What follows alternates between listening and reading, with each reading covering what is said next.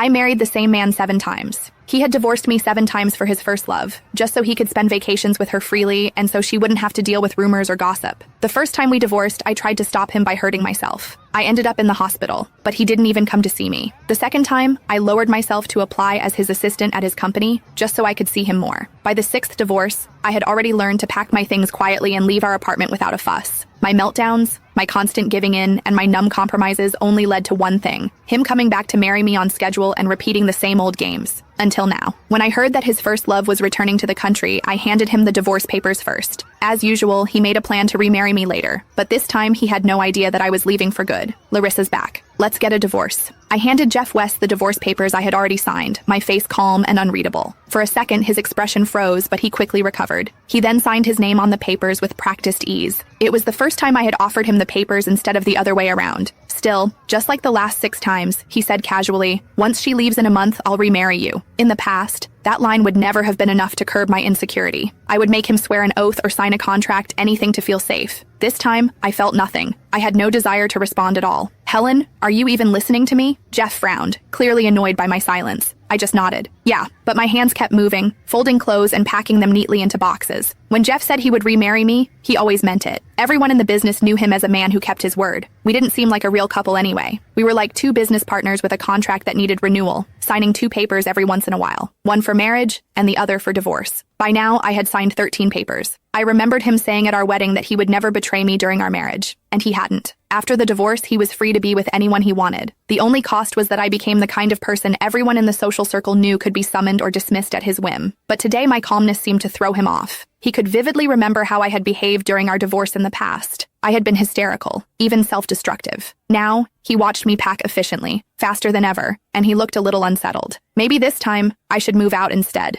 I slammed the large suitcase shut with a thunk, cutting him off. I already told my friend I'd stay at her place for a few days. Jeff seemed to have thought of something, and his face darkened even further. "You're not planning to sneak into my office again, are you? Pretending to be an assistant just to spy on me? Can't you do anything for yourself? Are you so lost without a man?" I understood what he was doing immediately. He just didn't want me showing up at his office, disturbing him and Larissa Osborne. After all, she was only back for a short visit. Jeff would always hire her to be his chief assistant, staying close to him at all times. After our second divorce, I had applied and got hired as Jeff's assistant. I carried his favorite caramel latte, heart racing with hope as I pushed open the door to his office. Instead, I found him leaning back in his chair while kissing Larissa, who was sitting on his lap. I lost it. I lunged at Larissa, fists swinging, and Jeff slapped me to the floor. People had gathered outside the office, peeking in. Everyone assumed I was still the CEO's wife, so their eyes were full of judgment as they looked at Larissa. To spare her from gossip, Jeff ignored my tears,